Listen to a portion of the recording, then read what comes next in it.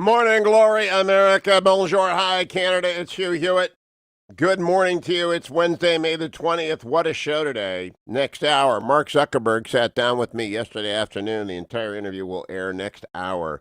Founder, chairman, of course, of Facebook, and lots of new stuff going on there and many controversial subjects to touch on with Mark Zuckerberg. Hour number three, two senators and a congressman. That's what I should. Sounds like a sitcom, doesn't it? Senator James Lankford and Mike Lee of Oklahoma and Utah, respectively. Representative Mike Gallagher of Wisconsin joins me. Coming up later in this hour, Jonathan Swann of Axios. Let me begin with the business story of the day, brought to you by Birch Gold. And I always tell you about Birch Gold in the first hour because you ought to get started early in the morning. In February, the Dow was at 29,000 and gold was around 1420 or something like that. Well, no more. You should have switched over to Birch Gold when I told you and diversified your retirement, at least a portion of your retirement. I would think 10%, 20% into an IRA or 401k. Birch Gold makes it very easy to do that. You have to send my name, Hugh, to 474747 or visit hughgold.com. Gold today is at 1754, up another 0.5%. And it just keeps going up. And I'll tell you why. It's the approach of inflation. The business story of the day comes from Yahoo News. Stimulus checks may be yanking the economy out of the next Great Depression. Quote, newly sent out stimulus checks from lawmakers may be having their desired effects boost consumer spending, which makes up about 70% of the U.S. economy, and yank the U.S. economy out of a severe recession this summer. Quote, as the first quarter progressed, we saw a second phase related to entertaining and educating at home. Puzzles and video games took off. Parents became teachers. Adult bicycles started selling out, et cetera, says Walmart CEO Doug McMillon on the company's first quarter earning call yesterday. Of course, the entire market was not buoyed yesterday. The Dow was down 390, the NASDAQ off 50, and the S&P off 30. But the COVID survivors, the ones that are flourishing out there, and they include, of course, Amazon and Netflix and all those sorts of people. Amazon went up, I think, 23 points yesterday, another almost percent. And Facebook made a huge announcement yesterday. It's one of the reasons why I'm talking to Zuckerberg. I'm sure Mark wanted to talk about it because they opened up Facebook shops yesterday. But in any event, when retail returns with all this stimulus money, the consumer sector is going to go crazy again, and gold will continue its rise. I am not a prophet nor the son of a prophet, but I do believe in diversification. HughGold.com, HughGold.com. Let me give you an update as well. We are well under our way to matching what we did last year, which is remarkable to me in supporting the children of prisoners.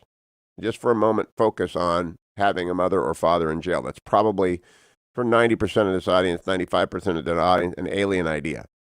You know, your mom and your dad, maybe they got split up, maybe they didn't. Maybe you're like me and you were lucky to have one mom, one dad for your entire life, and neither of them went to jail.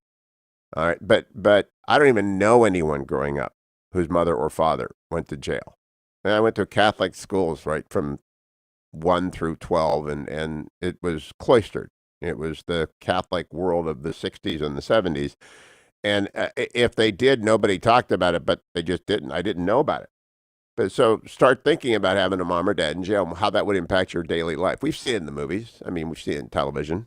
Luckily, Angel Tree is out there making sure from Prison Fellowship to take care of these kids. 1 in every 28 children in America has a parent behind bars. 1 out of 28. Kelly McCoy monitors at-risk children getting into trouble on the internet. Kids and teens who are home are almost completely dependent on their devices to complete schoolwork, potentially resulting in hours of unsupervised screen time. It's pretty remarkable. And in the summer, they're not even going to have pretend school or homeschool or anything like that. They're just going to need help. And that's where Angel Tree is coming through with the Angel Tree Care Package. $150 in good grocery cards, brand new Bible and study materials. A volunteer gets in touch. Very cool sports equipment, soccer ball, football, that kind of stuff. Special note of encouragement. Let's make America great by letting children of prisoners know they are not forgotten. Go to HughHewitt.com and click on that Angel Tree banner or call 888-206-2764. You can give, by the way, costs $200 a kid. You can give 20, you can give $2 million. If you're listening and you really want your money to go to children who are at risk, you really want to break the cycle of violence in this country, focus on those kids. Also want to say Yahoo giving masks. Lots of you are getting your masks from givingmask.com/Hugh, and I appreciate it. Because whenever you buy a mask from that's givingmask, plural.com/Hugh, they send one of their highest end masks to my favorite hospital. And so, I always pick a children's hospital, and I want you to know that they need them. They need all sorts of masks, but the high end ones are expensive, and they take them. They take all sorts of masks, and you need masks at home. You need surgical masks. They help. They work. Increasing studies show they work. Increasing studies show as well that we're going to get through this virus, but it's deadly for older people. That's basically the bottom line as you study the statistics. As we approach 100,000 dead in the United States, we're going to find that 3/4 of these people are going to be 70 plus. And the statistics out of Pennsylvania yesterday were just neck snapping how skewed it is towards older people. But that doesn't mean you walk around without a mask. It just means the older people coming at you really need you to be wearing a mask because it really is effective in stopping spread. Donald Trump gave a presser yesterday. He started by slamming the World Health Organization, cut number 4. Well, it says so in the letters. I don't want to go through it. The letter is a very detailed, long letter. But basically, they have to clean up their act. They have to do a better job. They have to be much more fair to other countries, including the United States, or we're not going to be involved with them anymore. We'll do it a separate way. Okay? He's just not putting up with this anymore, but he's very optimistic, as that story I just told you is about the economy. Here is Donald Trump on what's ahead in 2021, cut number 5. Dealing with the Prime Minister, he's a friend of ours, and we're very close to Canada. We just signed the USMCA, which is a big deal. And it's with Mexico and with Canada. And we're dealing on that subject. And we're also on the southern border. As you know, the wall is going up. It's going up very rapidly. We're at 182 miles. Wherever we have the wall, it's just ended. It just ended. People coming into our country illegally. We're stopping drug traffic. We're stopping trafficking in people, mostly women, because they traffic mostly women, unfortunately. It's a tremendously big business. It's a horrible business. And we're stopping it. There's a worldwide problem. This isn't a problem for our southern border, but our southern border is a big point. And we're stopping trafficking. The wall has had an incredible power and strength on what we're doing. I have to say that we'll have, by pretty early next year, we'll have 450 to 500 miles of wall fully built. So we're doing a great job on the border. We have among the lowest numbers we've ever had of people coming in, and we're moving them out as soon as they come in. As they come in, we're moving them out. Literally, we're moving them out immediately, and that's never taken place before, meaning in modern history, it's never taken out. But on the question of non-essential trade, are you going to extend the ban that you put in place on non-essential trade? For now, yes, but we're talking to Canada. As things clean up in terms of the plague, we're both going to want to do the normal. We want to get back everything. We want to get back to normal. I think we're going to have a fantastic year next year. I think we will do very well in the fourth quarter, and I think the transition quarter, which is coming up, we're starting it very shortly, the third quarter. I think you'll see some very good numbers, but you're going to see some great numbers in the fourth quarter, and you're going to end up doing a great year next year. And you can see it. Look at the states that are opening up. They're busy, and their numbers, interestingly, are going down. So they're opening up. You look at Florida and Georgia in particular, the numbers are going down. The president is right. All 50 states have reopened to some degree, but he was not happy with Paula Reed of CBS, cut number 9. I don't talk about retaliation. Go ahead. Mr. President, why haven't you announced a plan to get 36 million unemployed Americans back to work? You're overseeing historic economic despair. What's the delay? Where's the plan? I think we've announced a plan. We're opening up our country. Just a rude person you are. We're opening up our country. We're opening it up very fast. The plan is that each state is opening, and it's opening up very effectively. And when you see the numbers, I think even you will be impressed, which is pretty hard to impress you. Yeah, go ahead, please. He doesn't like the accusatory tone. I just laugh when I see stuff like that. Stay tuned. I got lots more from the press conference. Mark Zuckerberg next hour, 2 senators and a congressman in hour number 3. There's so much on the Wednesday edition of this, The Hugh Hewitt Show. Don't forget to sign up for the Hugh-niverse. All of Hugh's broadcasts on demand, the after show, which in my opinion is worth the price all by itself, Dwayne FM, and all sorts of bonus content. www.hugh-niverse.com.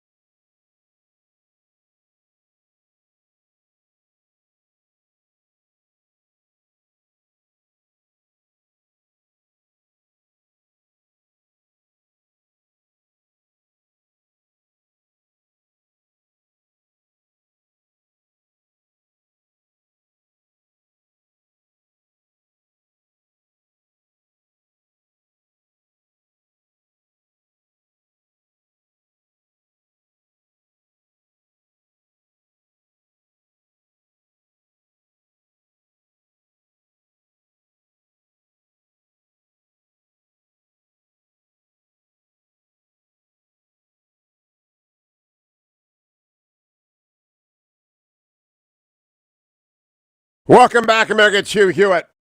I spent yesterday afternoon reading the petition for a writ of mandamus to the D.C. Circuit to direct Judge Sullivan to dismiss the case against Michael Flynn.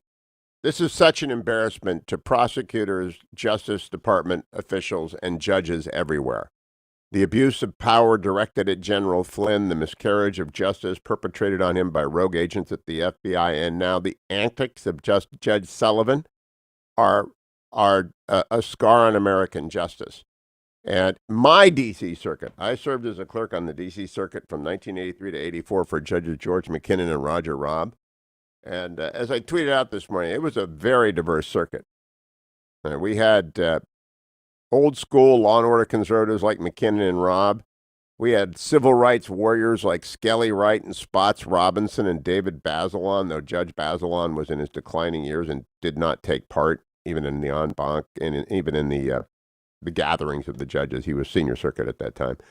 But we had some pretty big names, Bork, Scalia, Ruth Bader Ginsburg, Ken Starr. We had a wide variety of ages and judicial approaches, and they would have punted Judge Sullivan out of there in about 5 seconds. And I expect this writ to be granted immediately. Because what is going on with Judge Sullivan is nuts. It's absolutely nuts.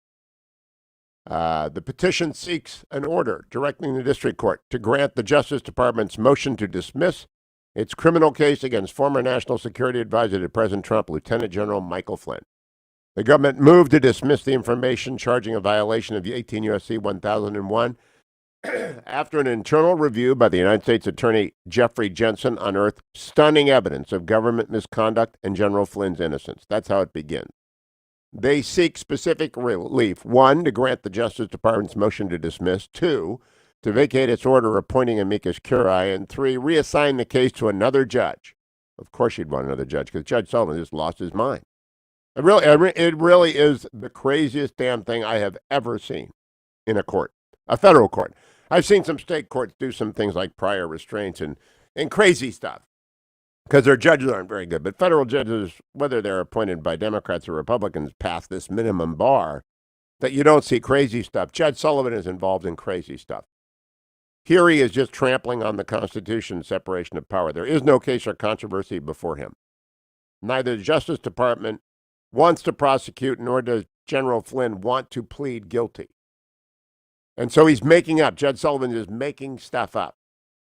And the writ of mandate, the petition for a writ of mandamus, is it's not that long. Go and read it for yourself. I tweeted out. If you follow me on Hugh Hewitt at Twitter, you can go to the link. It's completely dispositive that there's a case, Fokker, that is binding. Even if you didn't know anything about the law, you can read this and say, oh, they got to throw this out. And they need to throw this out. Now, I got to find the real Judge General Flynn Legal Defense Fund. I'm not sure which one is it. So I can tell people about it because it is outrageous, but it was filed yesterday. It should be done today. And what about the Obamagate scandal? Should we have members of Team Obama brought before the Senate? Tom Cotton on Fox News with Senator Smith yesterday said this, cut number 1.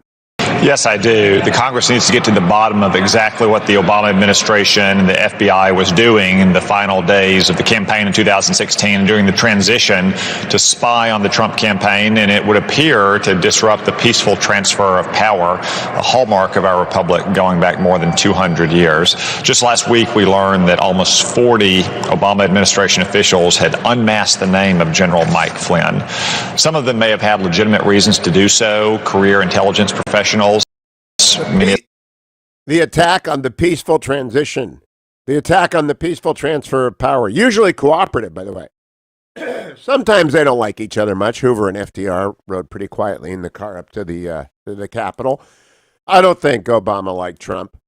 I think Bush had a bunch of us back to the Oval Office the last Wednesday of his presidency to urge us to go easy on President Obama. That's what you normally do. You don't try and sabotage the incoming team. But that's what Comey and gang did, and where it reached, we don't know, but we should find out. I'm coming right back on the Wednesday morning edition of the Hugh Hewitt Show. Portions of the Hugh Hewitt Show brought to you by Sierra Pacific Mortgage. For more info, call 888-888-1172.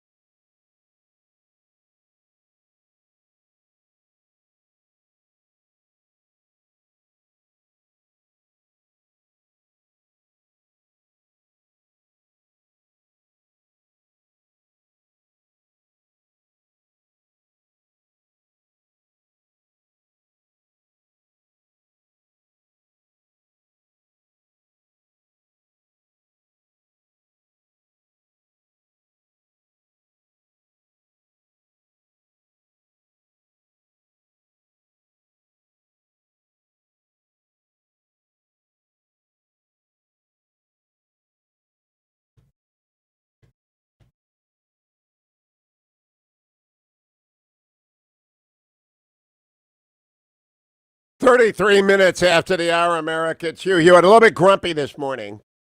I'm going through withdrawals. The fetching Mrs. Hewitt returned after our 8-week separation, and that meant the end to my pizza, bagel, peanut butter, pretzel, chocolate, and vitamins diet. And when you exit immediately, I mean, when you go cold turkey off of pizza, bagels, peanut butter, pretzels, and chocolate diet, and vitamins, plus Relief Factor. I did take my Relief Factor every day. So I had my Icarian Curcumin Resveratrol Omega every morning. So I had like all the essential supplements and vitamins. But when you, and Relief Factor, I'm not stopping. I'm still taking, I'll take it at the end of this segment. And you ought to be taking it. 1995 3-week starter pack. People are turning in all over Silicon Valley because they know Mark Zuckerberg's coming up. They don't want to miss it. So they're turning in, they're getting up at, 3:30 in the morning in Silicon Valley, and they got to hear what Mark says, so they're tuning in. They don't want to miss it. And you folks should be taking ReliefFactor.com every day before you walk your 5 seconds to work. Go down Sand Hill Road. I know all about you people, and you really need to exercise more. You need ReliefFactor.com. But so I'm cranky because I'm transitioning from my like perfect diet and healthy as can be, 50-mile weeks after 50-mile weeks, thanks to ReliefFactor.com. And so we have to start picking TV series again that are not just what I want to watch. I saw a very funny YouTube video by the lady with the flashlight in the closet. Her husband wanted to watch all 4 Planet of the Apes films. And, that made perfect sense to me. And I was watching Civil War movies like the Gettysburg and Glory. And then I watched No Direction Home, Martin Scorsese's epic on Bob Dylan, followed by Rolling Thunder review of Bob Dylan. So, I watched what I wanted to watch. Well, last night we watched Belgravia. All right, that's Downton Abbey set in the 19th century. So I'm a little shaky this morning. All I can tell you is I'm a little shaky. So I had to eat chicken last night, vegetables, and the fetching Mrs. Hewitt cut my hair. The good news is I saw yesterday prepping for the Zuckerberg interview that Mrs. Zuckerberg cut Mr. Zuckerberg's hair. Priscilla Chan cut Mark's hair. And the fetching Miss Hewitt did a fine job. If you're watching on HughHewitt.com, you can check it out. She did a fine job. But it's a transition. Now, it's not very hard. After 38 and a half years of marriage, it's just not very hard. I guess it'll be 38 years of marriage in July, not 38 years and a half, 39. And I always get it wrong. 1982. Shouldn't forget that. Wouldn't be prudent. Not going to do it. Not at this juncture. And so I'm a little cranky this morning. But let's go back, shall we, to Ken Starr talking about Judge Flynn on Fox News with Martha McCallum yesterday. And this is cut number 17 on why General Flynn should never have been charged, cut number 17. This evening. So what do you think of Sidney Powell's move here to try to take this to an appeals court to see if they will uphold the DOJ's decision? Exactly the right thing. I'm very surprised that Judge Sullivan, who has an excellent reputation, but can I stop for a second? I want to set this up a little bit more. Martha needs better producers. Ken Starr was a member of this court. So not just taking it to a circuit court. This should be, the D.C. Circuit's the second most powerful court. Obviously, Judge Starr, you were a member of it. And had you remained on it, you would have gone to the Supreme Court, most people think. So given your background on this circuit and patrolling these criminal courts, these criminal cases coming out of the District Court of the District of Columbia, what do you think? That would have been a better setup, Martha, just saying, cut number 17. Go ahead. This evening. So what do you think of Sidney Powell's move here to try to take this to an appeals court to see if they will uphold the DOJ's decision? Exactly the right thing. I'm very surprised that Judge Sullivan, who has an excellent reputation, but we're in violation right now of Civics 101. He's a judge. He's not the prosecutor.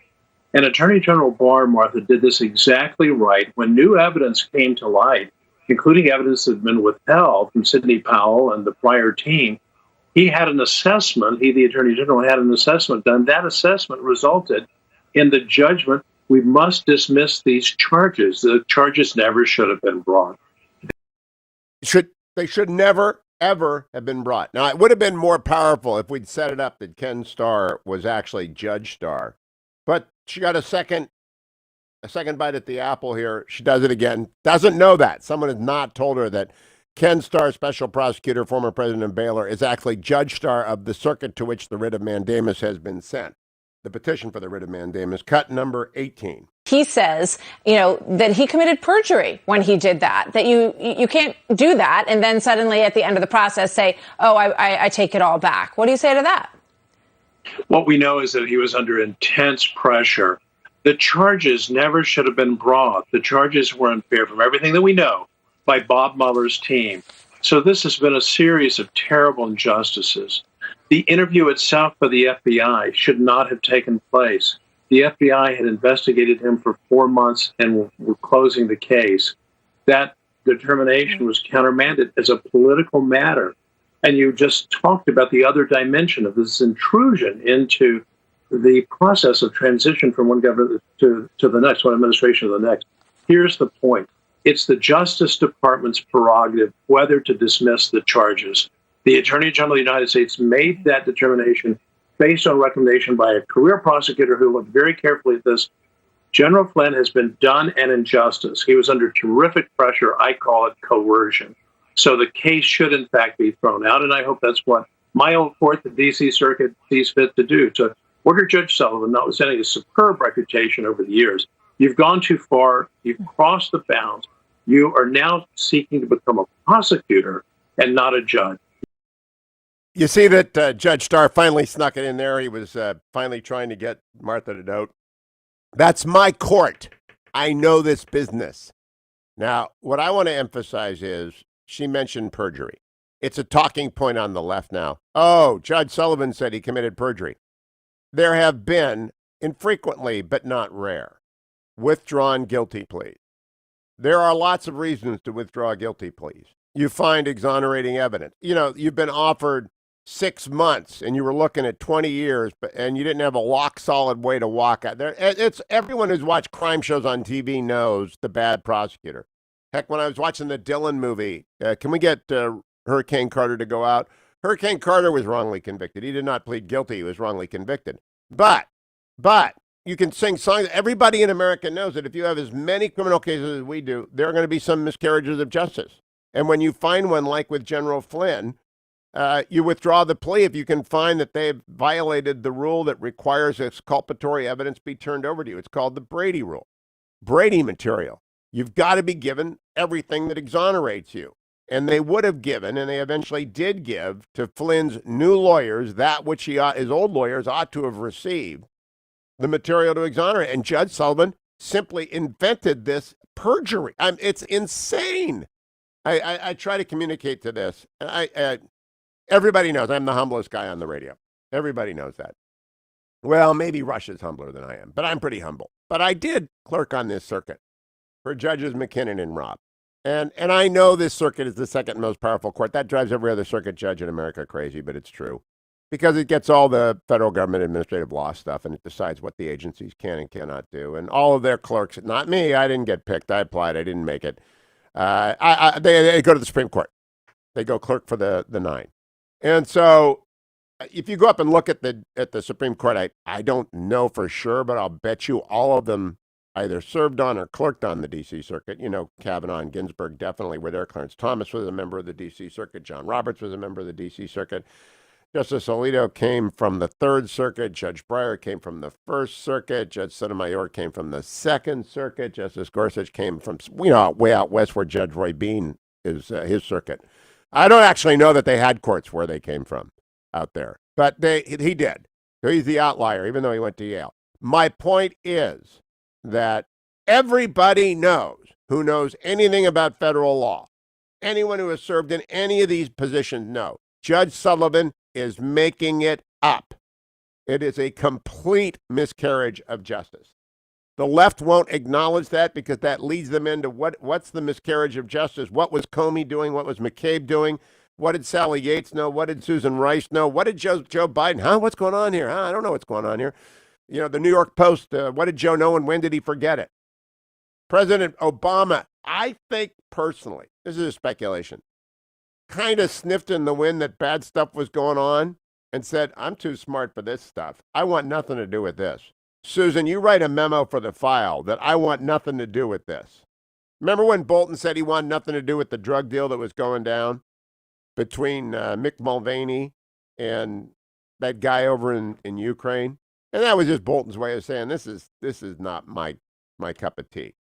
My guess is that President Obama had the same reaction John Bolton did, which is, I don't know what you guys are up to, but I don't want to know.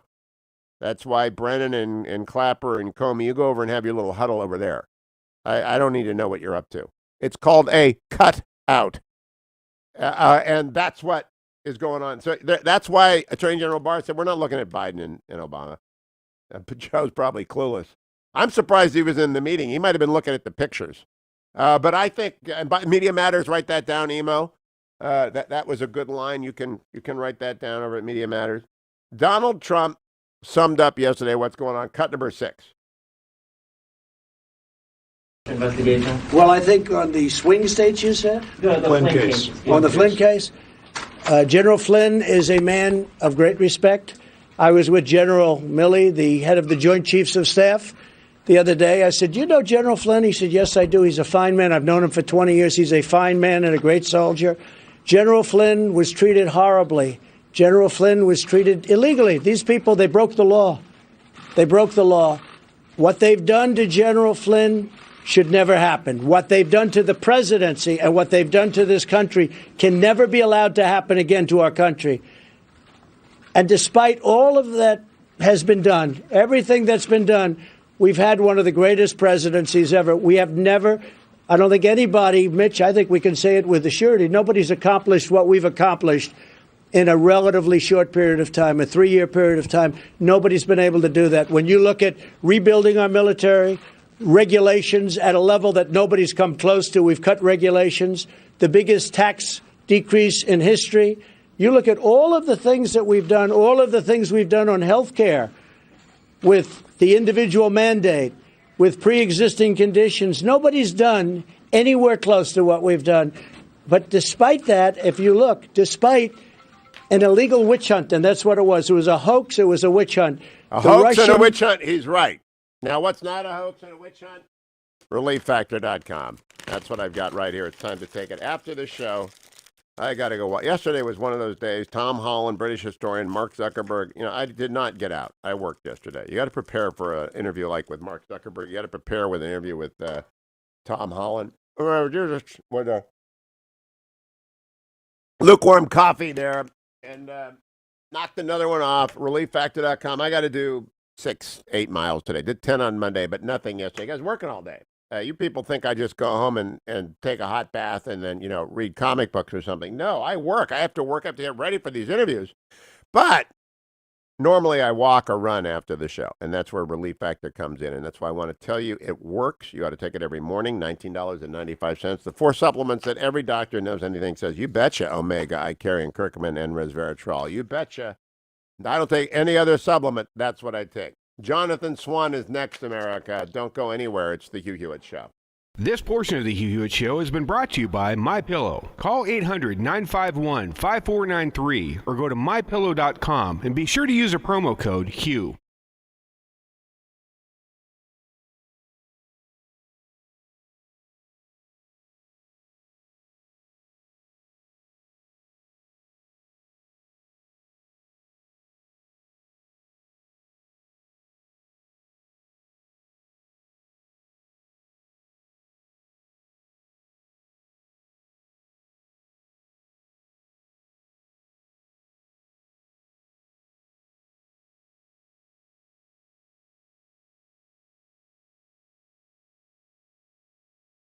Thing was a made-up.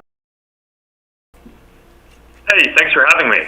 It is good. This is the third time we've had a chance to talk. The first 2 times off. I'm happy to. There's a lot to go through. There is. I want to start with your. We're taping on Tuesday, airing on Wednesday. I watched your. I want to start with your. We're taping. There's a lot to go through. There is. I want to start with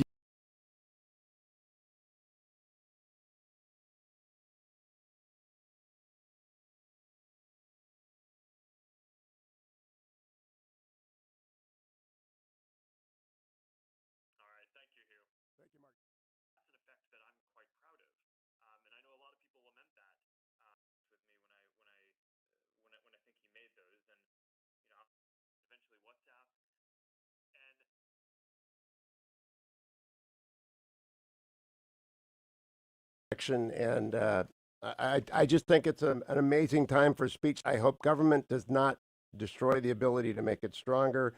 Good luck with this oversight board, Mark Zuckerberg. I think it's a swing and a miss, but you don't try. You never know until you try.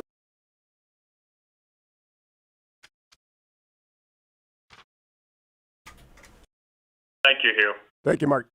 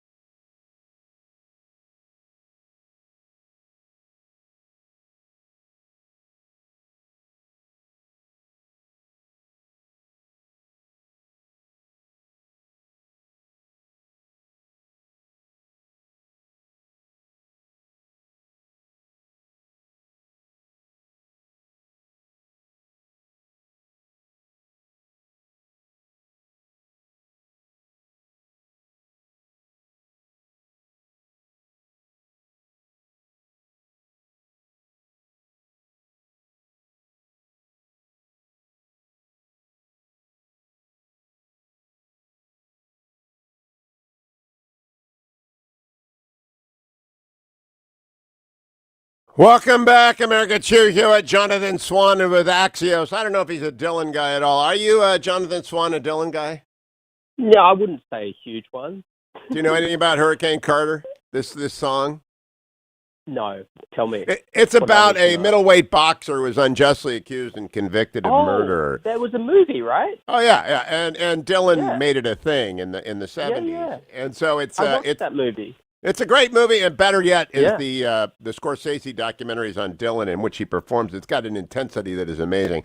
So, Jonathan, I play it because we've been talking about General Flynn. I think he's been unjustly treated by the court. I think it's one of the most outrageous. You're not American. Are you an American citizen now, or are you still an Aussie? Once we have an anchor baby, I'll be very close to being an American. Okay, well, you're an American in all sense of the word. You will learn that.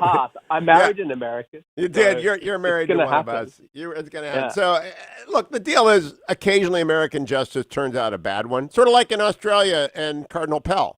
There's a case that goes haywire, and it takes a long time to get it right. General Flynn is such a case. First of all, how do you think it is playing in the country at large, and how do you think it's playing inside the Beltway? Oh, well, it's an interesting question. I haven't seen polling on it. Obviously, it's hugely resonant in the Republican base and Trump supporters, and it's one of the animating issues on conservative media. As for the Beltway, it really depends which side of the Beltway you're talking about. I think on the Republican side, it's mixed. You know, there are some in the Senate that I talk to, Republican senators, who agree that there was abuse, are somewhat reticent to make it all about Obama, and want to sort of focus on some of the other players involved. And then there are others who think, no, this goes right to the top.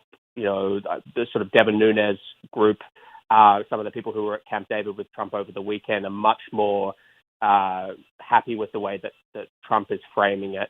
And I think there's a lot of pressure that's been brought to bear on Lindsey Graham to be more aggressive with the Judiciary Committee in terms of bringing witnesses and hearings.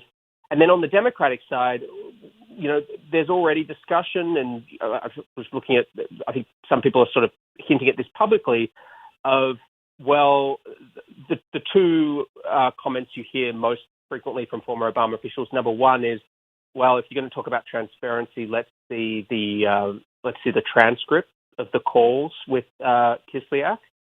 the Russian ambassador. And the second thing is you are hearing this sort of discussion of, well, once we get back the administration, wait till you see what we declassify. So, that's sort of the two sides of the Beltway, I guess. It's interesting to me. I hope they continue to talk about it because I want this to be a central issue. I think the recovery will be underway. I think that the virus will be on the ropes, not cured, not vaccine, but hope in sight for a good 2021. And I want to talk about the abuse of power during the transition, so I hope so. Let me ask you, Jonathan, because Axios interviewed Mark Zuckerberg 2 days ago. I interviewed him yesterday. It will play in the next hour. And I am curious what your view of Zuckerberg as a political actor is. Now, I described Silicon Valley to him yesterday as a game of Risk. Do you know anything about Risk? Do Australian boys play Risk? I'm sure some do, but I'm not familiar. But help me understand. Well, Risk has got continents and countries, and there are three big continents in Silicon Valley. There's Google, Amazon, and Facebook. Right. And Facebook pole vaulted into Amazon land yesterday. They took on Amazon with the unveiling of Facebook Shops. I talked to him about it, and then I talked to him about Joe Biden not liking him, and he seemed genuinely, he knew about it, but surprised that he's an object of dislike by the former vice president. Where do you think Zuckerberg stands in political terms? Does he have a profile in politics? Oh, he sure has a profile. It's sort of interesting. He's sort of a man without a country. He was the golden child of the Obama era. That big tech could really do no wrong. They were beloved and welcomed and baited by the Obama administration. They're now this amazing kind of situation where you've got the left and the right united in contempt and animus towards big tech. So he's in a pretty awkward political position. It's very interesting. Kudos to him for doing the interview with you. And it does seem to me, just based on what I read, I don't know him, I've never spoken to him, but he does seem to be trying to talk to conservatives and to hear them out. And, I think just the very fact that he did your show is revealing of that. It's funny, he may end up having more sympathy on the right than the left. I don't know. It's interesting. It's the third time I've sat down with him, but it's only the first time on the record. He's very, very smart. Cautious, but very, very smart. I'll be interested to hear what you think about the interview. We'll post the audio and the transcript shortly. Jonathan Swann, follow him on Twitter at Jonathan V. Swann. And follow me. Mark Zuckerberg is next on The Hugh Hewitt Show. Portions of The Hugh Hewitt Show are brought to you in part by No Safe Spaces.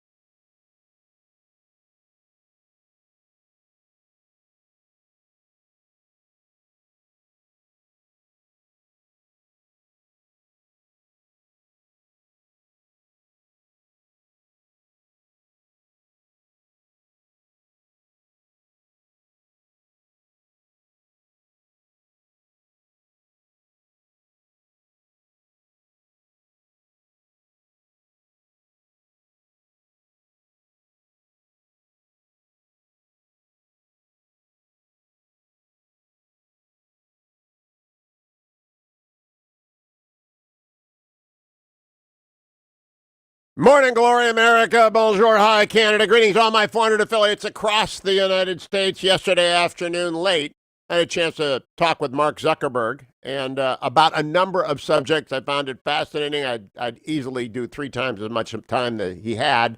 Here is that conversation. Please welcome now Mark Zuckerberg to the Hugh Hewitt Show. Hey, Mark, how are you?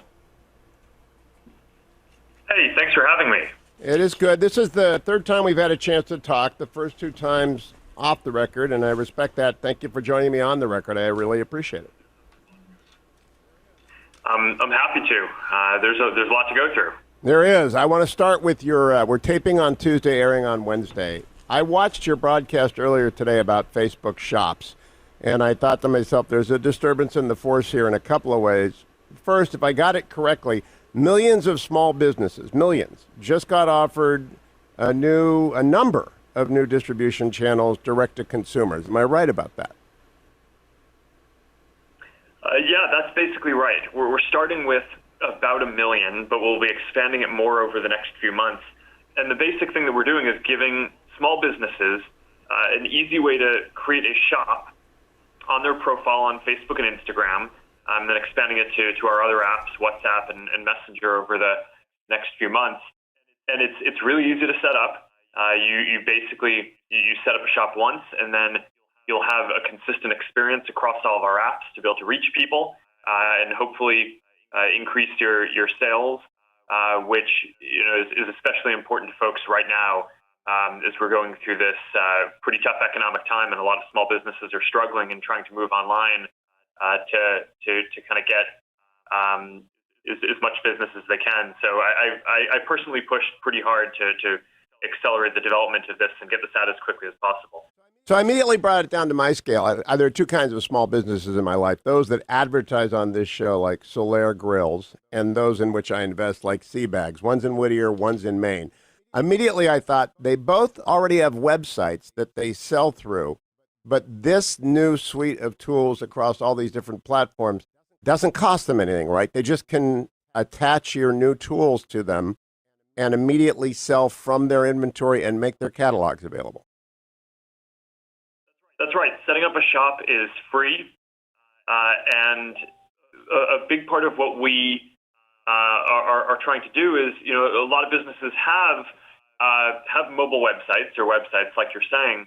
So a common experience that people have today is, they see an ad for a product that looks interesting on Instagram, or they'll see a business post about something that looks interesting on Facebook, and then they'll click on that, and it'll take them to a mobile website that can often be slow, inconsistent with the experience of the native app that they were just on Facebook or Instagram. Often that website doesn't know what their credit card number is or their shipping address. They have to fumble around with their wallet in order to get that in. And because of all that friction, a lot of people just end up abandoning the flow. And that ends up being a worse experience for consumers, and it ends up taking away sales from those businesses.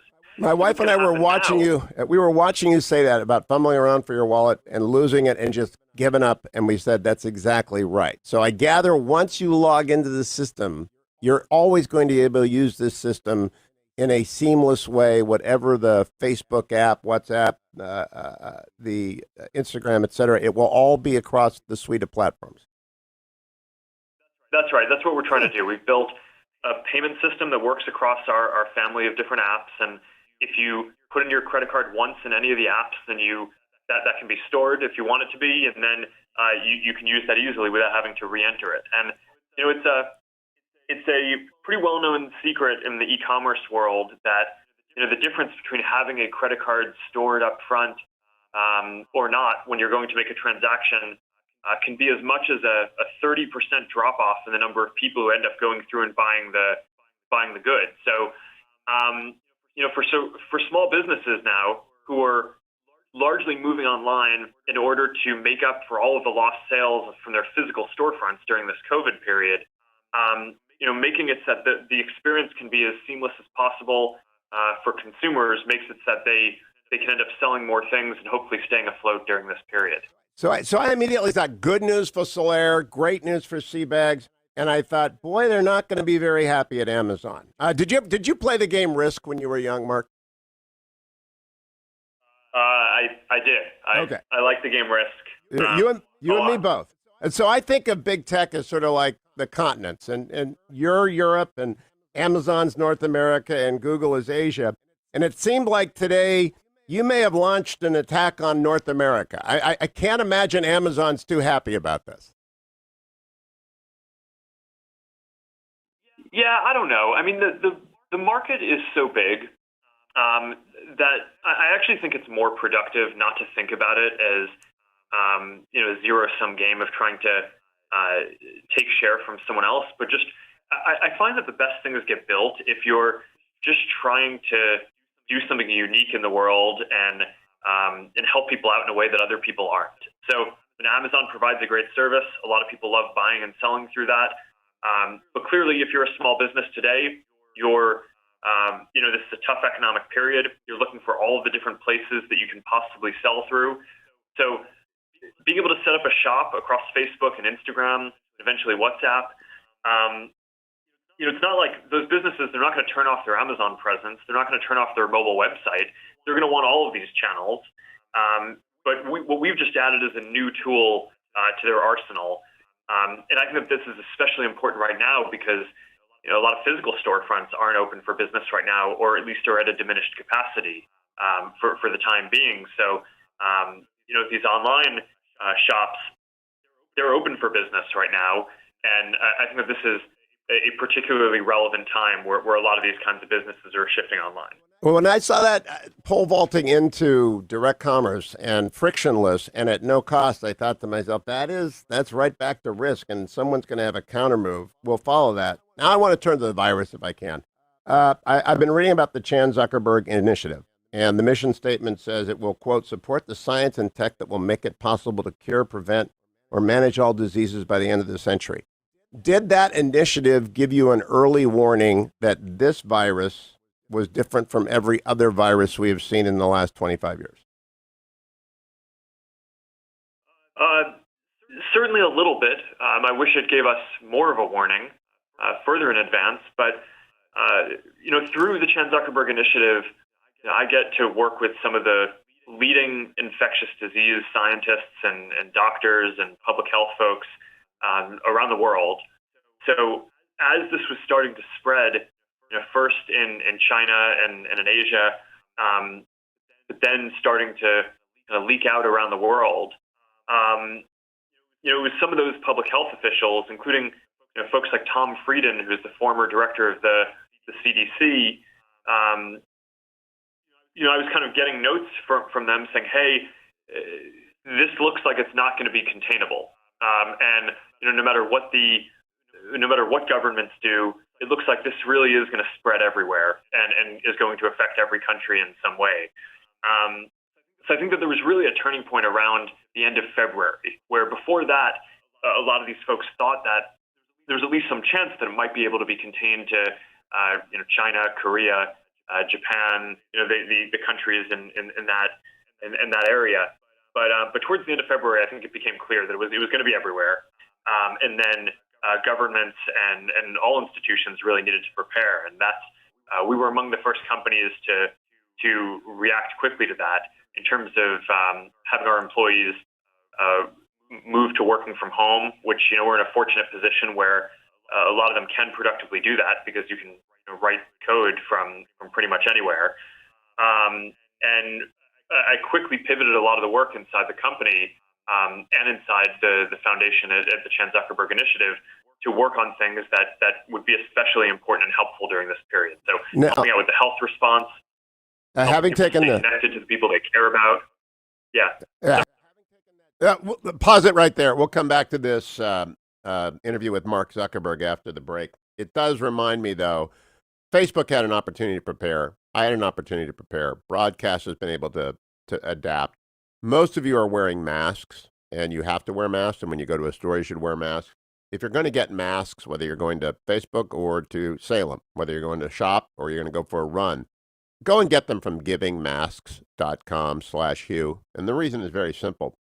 For every order of masks that you make from givingmask.com and you do /Hugh, they'll send a the very high-end mask to a children's hospital of my choice. And I think that's wonderful. Can you also think about helping out Angel Tree? The kids whose moms and dads are in jail this summer, they're really triply disadvantaged. Mom or dad is in jail. They're looking at a long, hot summer, and they can't go to camp this summer. Prison Fellowship usually runs the Angel Tree camps. A few camps will open, most won't. And we really need your donations to look after this highly at-risk group of kids. 1 in 28 children in America has a mom or dad in prison. Will you please contribute at hughhewitt.com? Just go there, whether it's $200 is what an average camper scholarship is during the summer. But whatever you can afford, we will appreciate. The banner is at hughhewitt.com. Come back for more Mark Zuckerberg.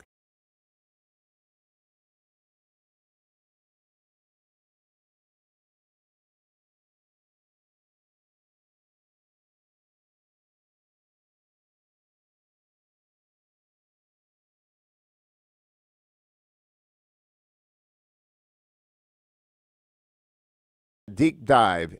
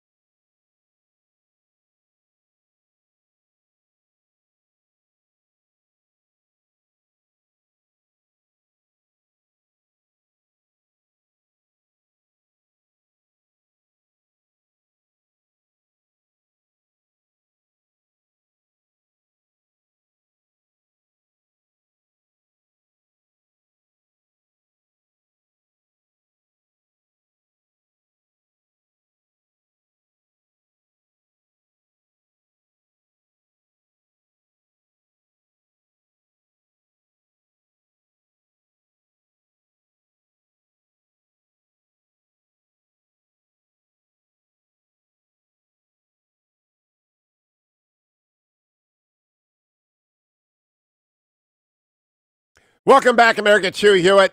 Here's part 2 of my interview taped yesterday afternoon with Mark Zuckerberg of Facebook. Having taken that deep dive into the pandemic, are you personally an optimist that we will have either a vaccine that is effective or therapeutics that are broadly applicable and effective by the end of the year? Gosh, I think, I personally am not the expert in these areas, so I'm a little wary to weigh in myself. But from everything that I've heard from folks, I don't think that we should expect a vaccine this year. It sounds like there are a number of candidates for vaccines that are promising, but in order to go through the process of testing them and making sure that they're both safe and effective, you want the testing to go on for quite a while. So that way you can make sure that there aren't any adverse effects that develop later. So, most folks who I've talked to think that sometime towards the end of H1 next year in 2021 is really the soonest that we should be expecting a vaccine.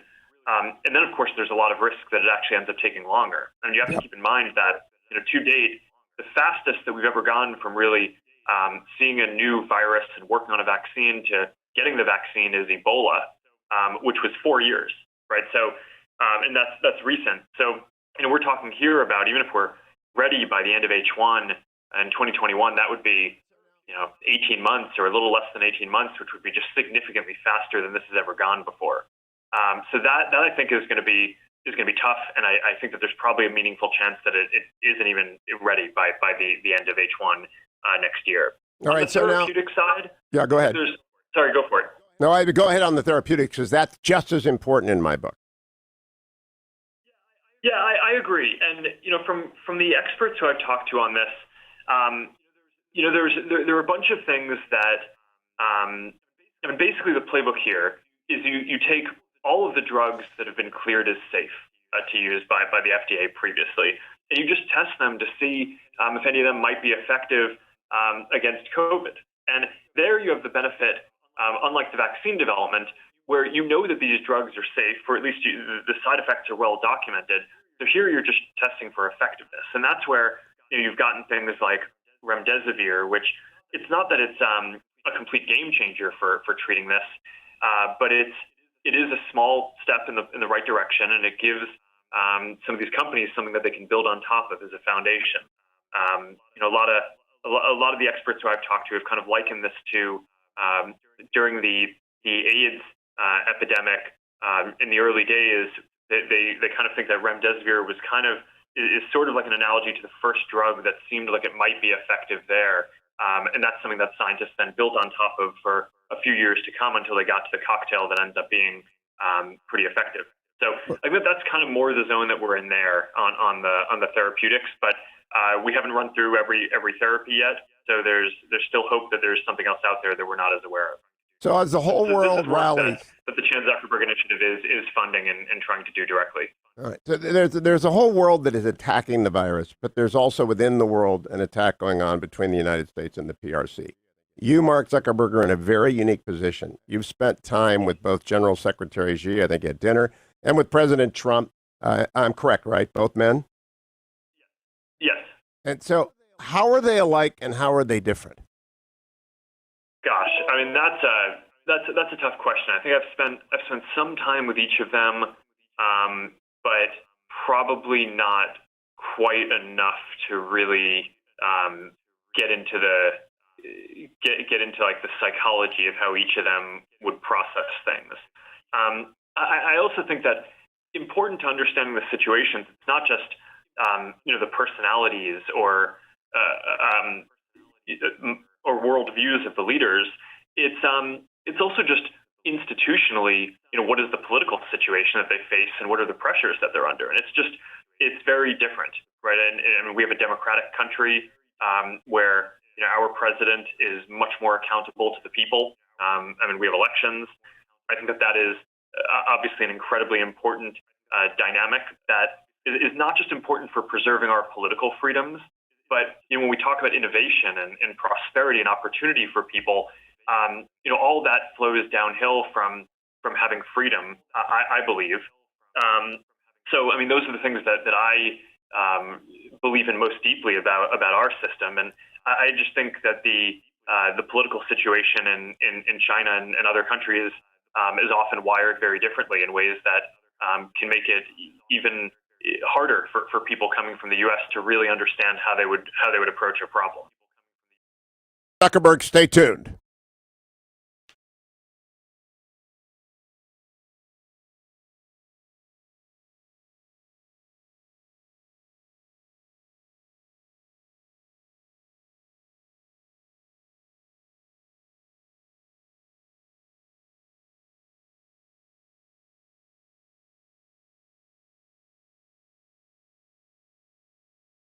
U.S. to really understand how they would approach a problem. Well, we're either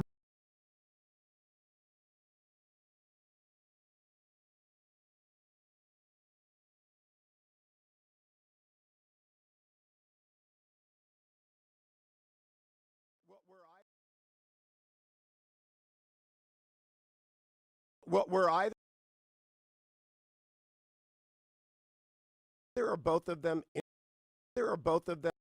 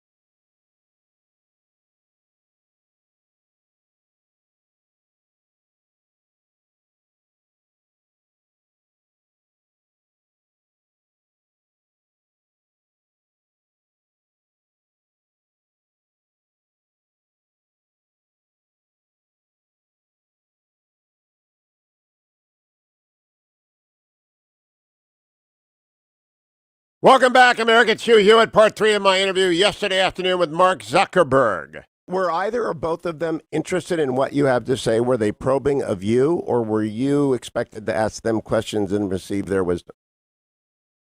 I mean, it's, I've talked to them in different contexts. So it's, and of course with Xi, there's also the language barrier. I mean, I speak Mandarin a little bit, but I would definitely not say that I'm fluent by any means. So I think it just depends more on the environment in which you talk to the folks. But I mean, certainly, when I've talked to the president here, I mean, he's very curious about what we're doing, what innovation we're seeing, and a bunch of specific questions there. I think the few times that I've been in China and I've talked to officials there, they've been very curious too about American innovation, because I think they really look up to the innovation, especially in the tech industry in the U.S. That's an area where historically the reputation in China was that they were playing some catch up, and a lot of the companies there were kind of looking at Western companies, and there were concerns about intellectual property violations and theft and areas like that. But I think that they're very focused on trying to catch up. But the tech industry in the U.S. is one of our most dynamic industries. I believe that it's a big strength of the country, that we're really the global leaders in that. And I'm proud to play a part in that, but that's something that I believe deeply.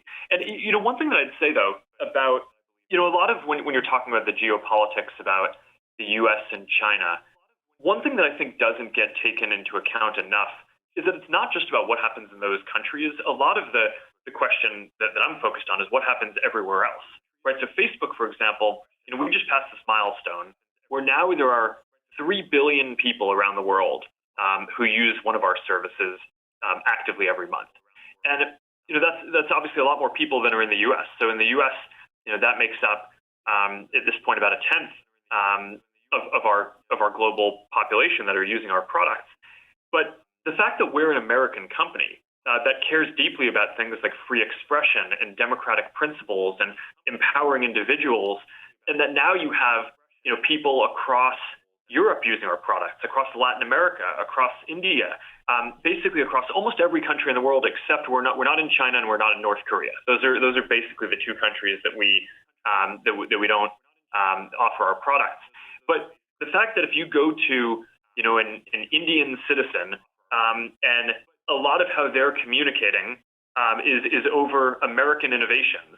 Maybe they're using Facebook or WhatsApp. Maybe they have an iPhone or they have a phone with Google's Android operating system, and those are all designed and built with these democratic values. I do think that is just an important cultural strength. Well, it is, but you mentioned that we should all both be proud of and should be looking to accentuate and preserve that strength. I'm proud of that, but Facebook is not allowed in China, but China is allowed on Facebook. And right now, China's running an IO against the United States, which is comprehensive. The disinformation campaign about the origin of the virus is as sophisticated as any I've ever seen, and I've been in this business for 35 years on the intelligence side for a while. Is Facebook taking a side in that effort of China to rewrite history on the virus? Are you actively trying to purge from your platform their disinformation? So we're doing a lot on misinformation in general here. And, I guess there's really 3 categories of work that we do. One is you have these sophisticated information operations like you're talking about that come from sophisticated governments. And, we've seen the most activity from Russia and Iran. But we have also seen, in some cases, some signal that there's some coming from China as well. And there, we really have gotten a lot more sophisticated at this since 2016. Our partnerships working with the intelligence community and the U.S. government and governments around the world have gotten just a lot deeper across the tech industry, to the point where over the last 3 or 4 years, we've now identified about 50 of these sophisticated information operations coming from these different countries and have shut them down. And that's largely been about political interference. Although I do think that with the pandemic around coronavirus, that is an environment that some nation states might look to exploit. So this is something that we're very aware of and are looking at very closely. What was the objective, Mark, of the oversight board when it comes to content moderation? For example, if China is pushing disinformation on the origin of the virus, what is the objective of the oversight board with regards to that content? Does it get to them? So the oversight board is kind of going at a different vein of what we work on. But basically, what we've found is that people want an independent organization that they can appeal to if they think that we're getting something wrong on content, right? So if people obviously really care about having the ability to have a voice, and I really care about that. That's a big part of why I created the company. I don't think you create a company like this that empowers individuals if you don't believe that individual voice is really important. But then you get into all these very complex nuances, like, no matter what you think about free expression or giving people a voice, you obviously aren't going to want to support terrorist content or child exploitation or some of these really terrible things. And even U.S. tradition, which is the strongest free speech tradition in the world, we have principles like you can't go into a movie theater and yell fire in the middle of a crowded theater because it could put people in imminent risk of physical harm. So all the debates then flow downstream from that to, well, how do you define what is harmful and what isn't, and how do you make it so that people can express as many possible things as they would like, but you just try to cut down on the things that are truly going to be dangerous. And those they're philosophical questions, they're political questions, they're going to be debated for forever. And frankly, I understand why a lot of people would be uncomfortable that a single private company would be making so many decisions about that. So we embarked on this process to create a self-regulatory body, which we call the Oversight Board, and it's made of, to start, 20 basically people from all walks of life, former judges, former prime ministers, people who have run nonprofits, academics, and they come from all different backgrounds. It's a very diverse group, but the one thing that they all have in common, and that we vetted them all for, is a very strong commitment to giving people a voice and free expression. Have you got a sense of how the conservative or the center-right American political opinion makers have reacted to the Oversight Board yet?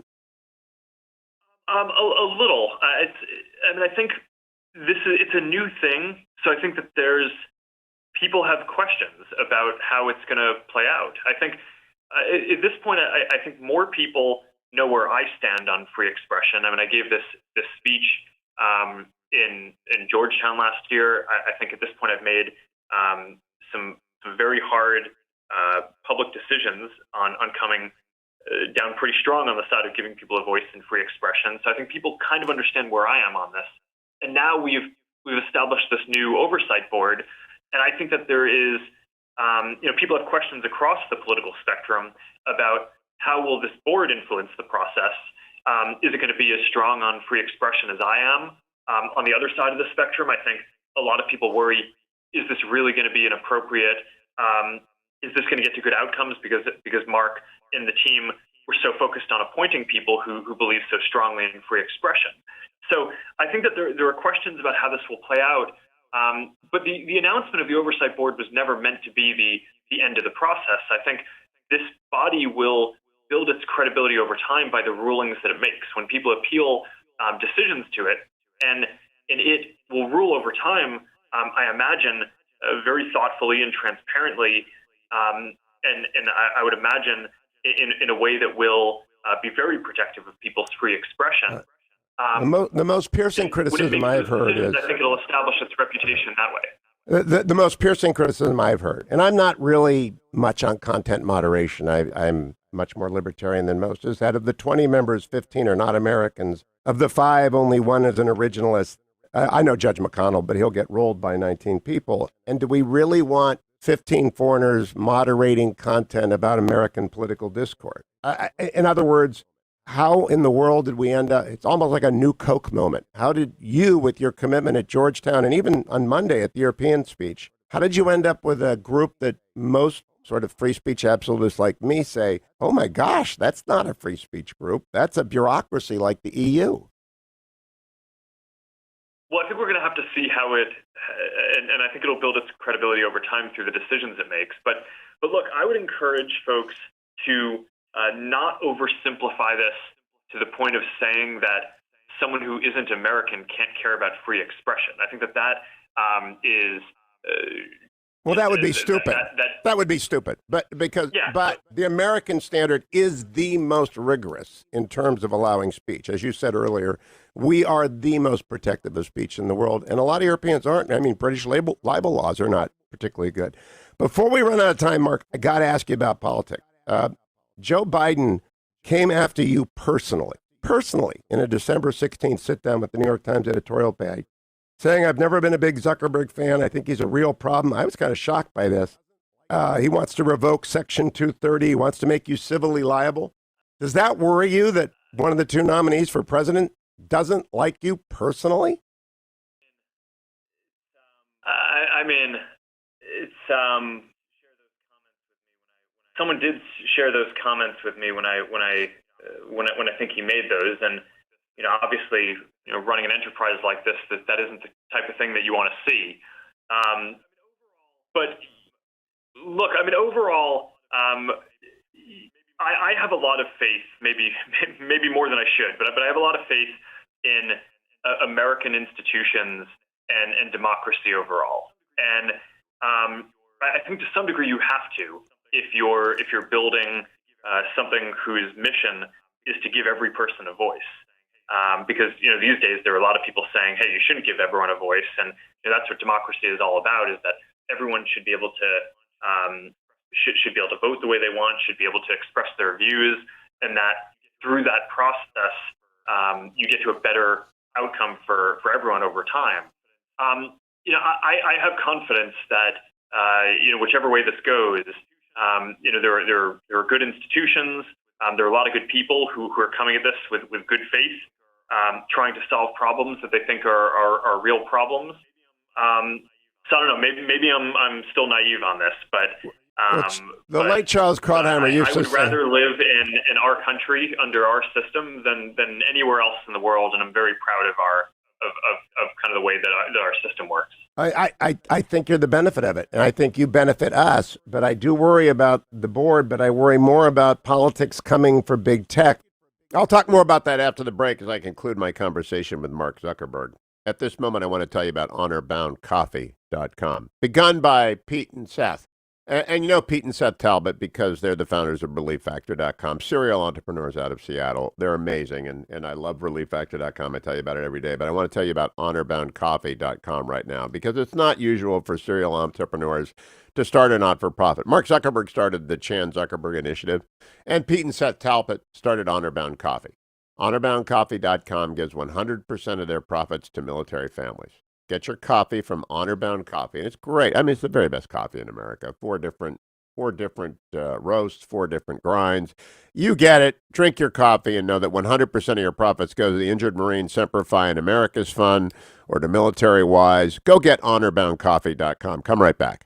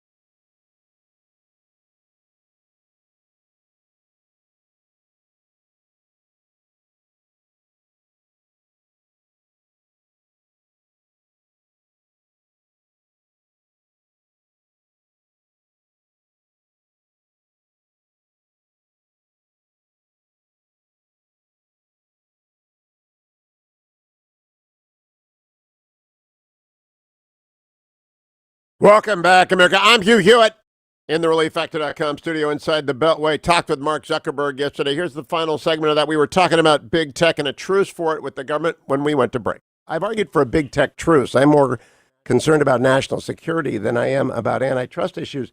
It looks like we might have a big tech truce. Have you talked with the government about allowing the cooperation between big tech during the pandemic that seems to be vitally necessary at this moment to collect, analyze, aggregate, and distribute necessary data? Well, we always partner with the government on a number of things. I mean, you've talked about national security. We certainly partner on national security, and that's something that, I know some companies have had issues around that. But my view is, we're an American company. I want I want to make sure our government does a great job on this. I want to find ways to make sure that we can help out with our national security. So we're generally partnering on a number of fronts like this. I think that's separate from whatever the regulatory scrutiny is that we have. I think it's the scale that we're dealing with. I think you need to be able to both get scrutiny and get criticized for things, but also work with those same people on areas where you can find common ground. I think that's just a very important principle. Let me close with. I think that's what's happening now. Let me close with asking you about your newsfeed. How does Mark Zuckerberg get his information? How much do you rely on your own feed in percentage terms for your inputs?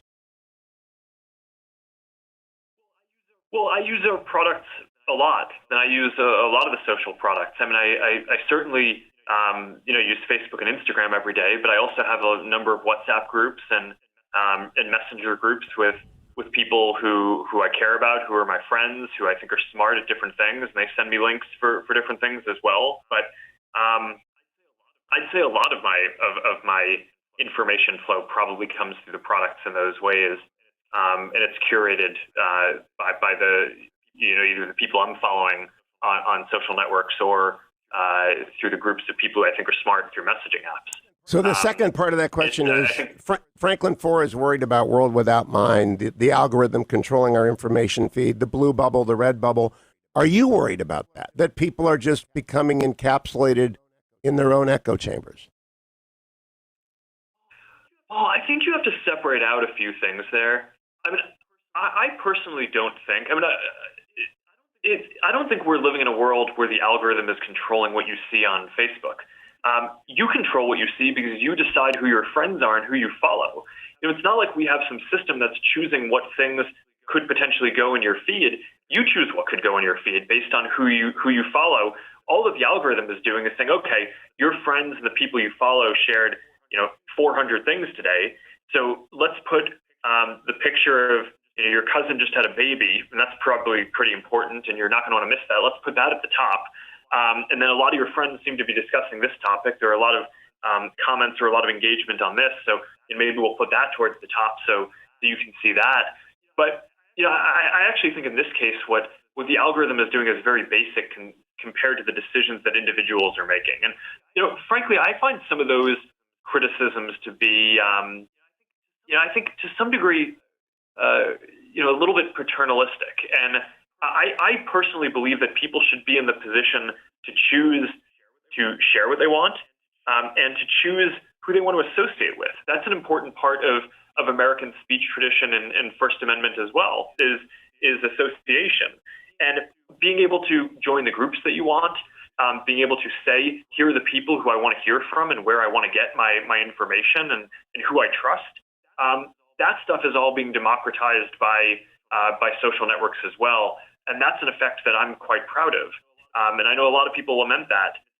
And it's not that there are certainly issues that come from it, but I think by and large that will be looked back on as a positive element of this, not a negative one. On that note, a very strong agreement, because I appreciated your Georgetown speech. I thought it was in the right direction, and I just think it's an amazing time for speech. I hope government does not destroy the ability to make it stronger. Good luck with this oversight board, Mark Zuckerberg. I think it's a swing and a miss, but you don't try. You never know until you try, right? And I appreciate your time this afternoon. All right. Thank you, Hugh. Thank you, Mark. He's an interesting guy. That's the third time I've talked with Mark Zuckerberg. He's a really interesting guy. I'm also interested in taking care of the 1 in 28 American children who have a mom or dad in jail. 1 in 28 children have a mom or dad in jail. If you go to HughHewitt.com, you're going to find a banner for Angel Tree. That's a Ministry of Prison Fellowship. They take care of those kids, not the prisoners, not the rest of the family, the children who have a mom or dad in jail. And this summer, we normally send them to camp. A few of them will still be able to go to camp this summer, but otherwise, we're going to reach into their homes and their communities and take care of them with your help. So if you would please go to the Angel Tree banner or call with a donation, 888-206-2764. Tens of thousands of dollars rolling in because this audience is always the most generous audience in the world. Actually, Mike Gallagher has beaten me again. I don't know why, but Angel Tree deserves your support because these kids should not be forgotten, even though mom or dad is behind bars. So dig deep as you can. Go to HughHewitt.com, find that banner for Angel Tree, and help these kids. I'll come back and tell you about the markets, andrewandtodd.com. I got 2 senators and a congressman, a lot to cover up, Senators Lankford and Lee. Lots coming up. The audio and transcript of the Mark Zuckerberg interview is posted at HughHewitt.com.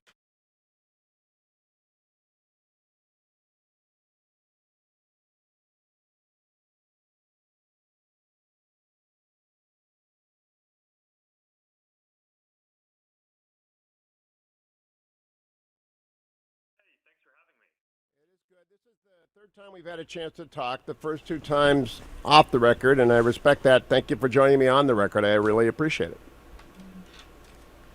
I'm happy to. There's a lot to go through. There is. I want to start with your. We're taping on Tuesday, airing on Wednesday. I watched your broadcast earlier. I'm happy to. There's a lot to go through.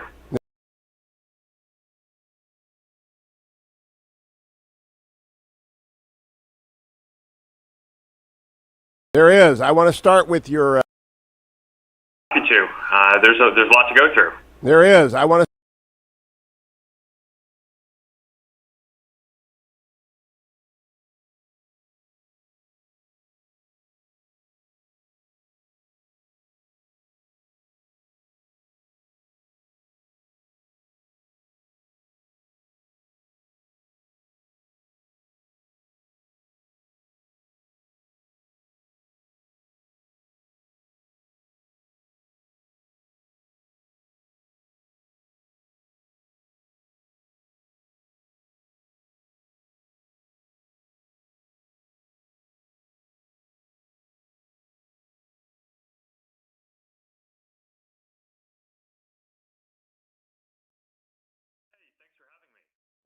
This is the third time we've had a chance to talk. The first. Hey, thanks for having me.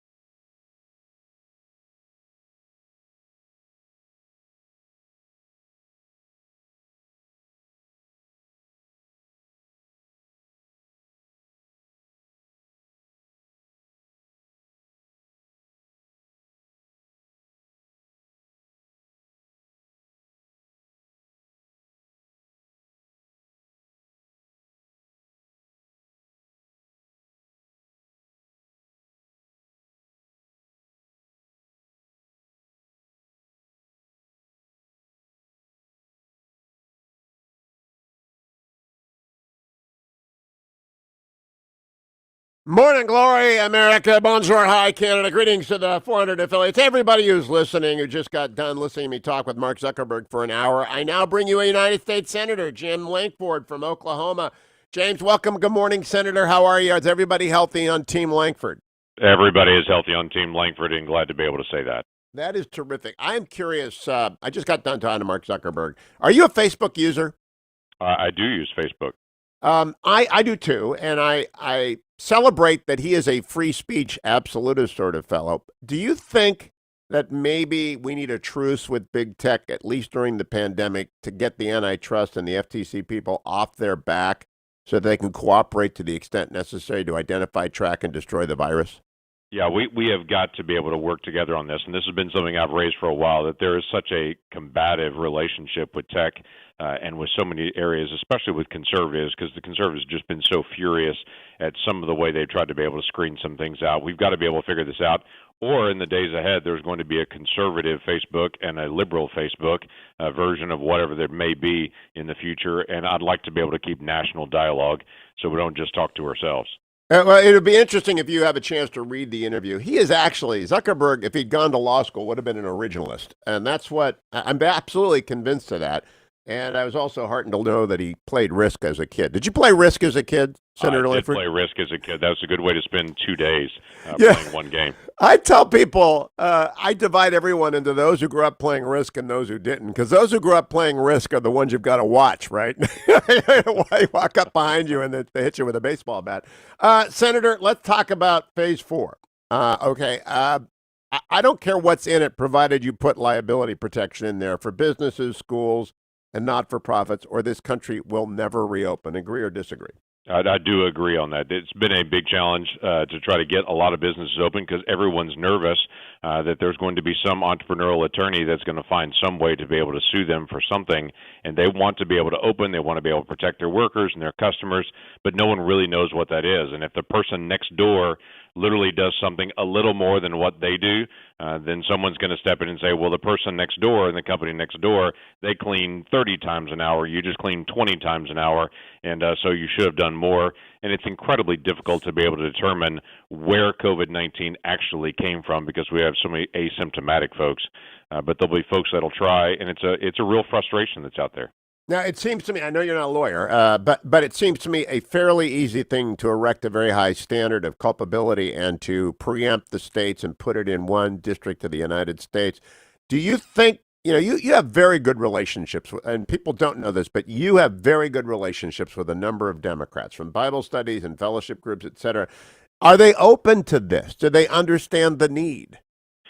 I'm not sure they are open to it. Let me just say it that way. I've yet to be able to run into one of my Democrat colleagues that doesn't understand the issue, but is just not open to addressing it at all. And so we've got to be able to find a way to be able to address this. Again, I can have personal dialogue and say, hey, this is a real issue. But I think until people start calling their office or calling them directly and saying, no, I'm really not going to open, or I really am afraid. I'm a school, I'm a nonprofit, I'm a restaurant, I'm a whatever, and I can reopen based on what our state is doing, but I'm not sure that I should, and I live in fear of this until that actually occurs and they hear it face-to-face from people. I think it's going to be difficult for them to be able to make that decision. Are you familiar, Senator, with Hamilton the musical? You know what? I'm one of those folks in America that has never seen Hamilton. Obviously, I'm familiar with it. It's phenomenal. You're the one. You're it. The one. You know what? You would love it. But there is a song in there about the room where it happened. It's about the deal between Hamilton, Jefferson, and Madison, where Hamilton got the National Bank and Jefferson and Madison got the District of Columbia on the Potomac. So I think the big deal right now is that the conservatives in the Senate get liability protection of a robust sort, and that the Democrats get a bundle of money for their friends in the states, which are bankrupt because of the devastation to tax revenues. And I know that I don't want to bail out pension funds, but I also am very sympathetic to some of these states that are high-tax states and just nevertheless, they can't fire all their teachers, right? No, and they shouldn't fire all their teachers. Always the first comment that comes up from states or from municipalities that they need more money is, we're going to have to fire all of our law enforcement, we're going to fire all of our firefighters, and so we need more money immediately or else we're going to fire all those folks.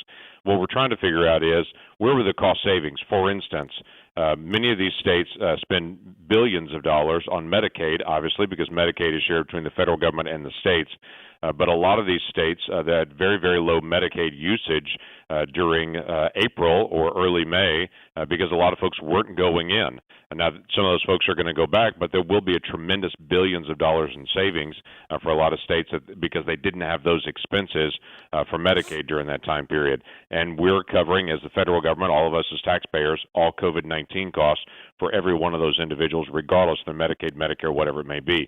And so there are some areas of savings states are not talking about currently. They're just talking about all the expenses. So we're trying to figure out how does this balance out? What does this really look like? And I know a lot of folks are saying, let's just send $1 trillion to the states, which is what the House plan proposes to do. Let's just send it to all of them. They'll work it out. They all need the money, and everyone's going to say, yes, please send us more money. We've got to figure out how to be able to balance this. And quite frankly, during a storm, you take out a loan, but you also know you've got to pay that loan back when it's all said and done. So you don't take one out so big that it hurts your economy. And I'm trying to figure out what that number is right now, that we don't overextend ourselves and basically say, let's make it easier on this generation by making it harder on the next one. Well, I look back at Hamilton, who was facing the problem of the national bank and collecting all the state debts. He needed to get all the state debts together in order to make it possible. And so there is a lot of state debt that I don't mind if you folks add to the relief, which has already been generous, if you get back the stuff that we need, liability protection and forward funding of defense. And so I think most conservatives will understand the principle of horse trading if it isn't cash for cannabis, if it is sort of a federalism based, you governor, here's your grant of money. It's just a naked deal, just like the room where it happened, as honest and transparent as the day is long, not a lot of rhetoric, just your constituents are big government states, our constituents are small businesses and defense, and we will make a deal. Can we not act like grown-ups this way and do it that way? Oh, we absolutely can. Well, obviously, we're not going to take up the House proposal. That was a non-serious proposal. Agree. Democrats couldn't even vote for it because there was so much extra junk on it. But the Senate does have a responsibility to be able to come together, as we have done in the past, and to be able to get a nonpartisan agreement to say we've got to be able to resolve some things. I call it common ground. There is common ground on a lot of these issues, and we can get to it to be able to get it done. The first thing is to try to figure out what is the actual need. Most of the states haven't even received the funds yet. They don't know their actual expenses yet. They couldn't even tell us what the expenditures they have. Their estimates of they need billions and billions. We're trying to figure out where the savings has occurred and where the expenses really are and how that actually fits in cities and counties as well.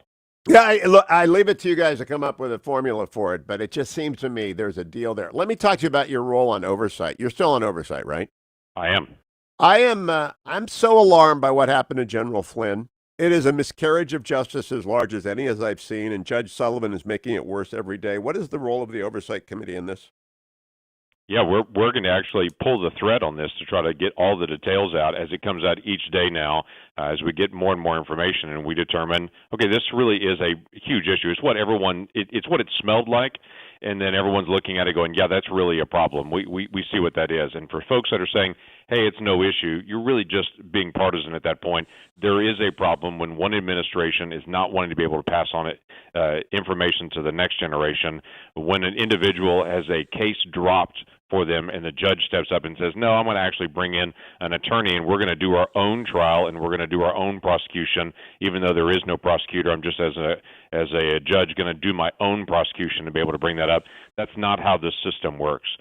So we've got to be able to make sure this is not a partisan thing, because if this was on the other direction and this was a Democrat that was being pulled up by a Republican, everyone would be just as furious through this process. So let's pull the politics out of it and just say equal justice for all, and to try to get facts and information out and then be able to go by the facts, not by the innuendos. And the folks that always say Russia, Russia, Russia, Russia, look at the context of where this was in December and January and what the dialogue actually was during that time period. The incoming national security advisor is talking to a Russian ambassador. Why is that a problem? National security advisors talk to ambassadors, talk to foreign leaders all the time. That is not an issue. Obamagate doesn't mean that the president was involved. I actually don't think he was. What I read in his conversation with Susan Rice on that January 5 is someone who, just like you said, smelled something really bad and wanted nothing to do with it and was basically saying, keep me out of this. I don't want to know. You guys do what you're doing. Is that what you intimate from these facts as well?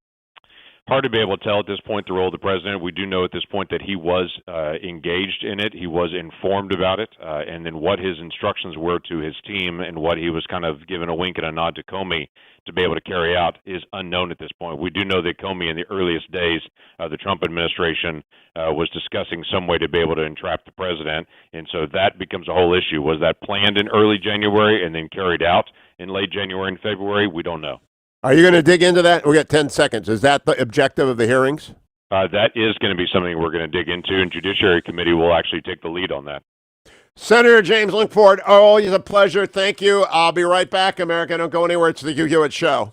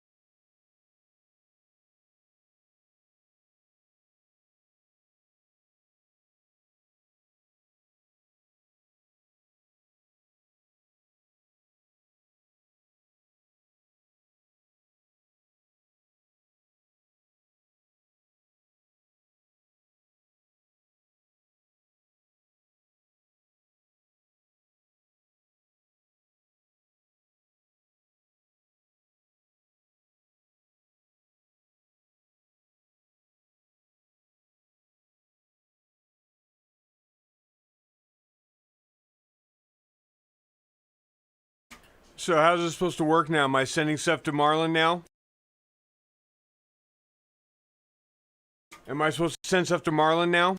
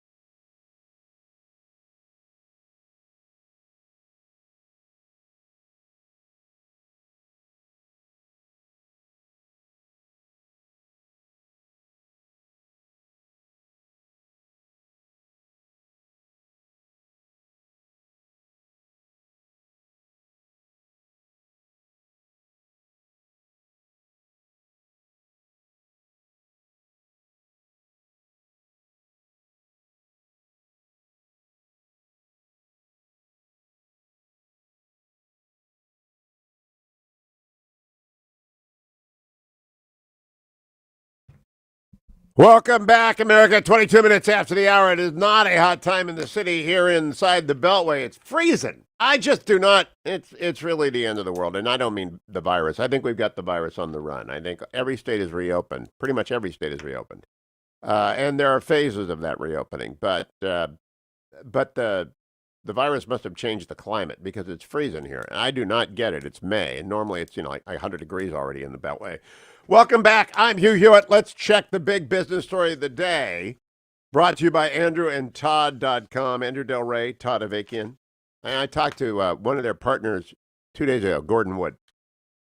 And he is a realtor in Old Town Alexandria and Arlington County in Northern Virginia, the Blue Bubble, where Amazon is coming and where all the executives are snapping up every home. And I said, how's the business?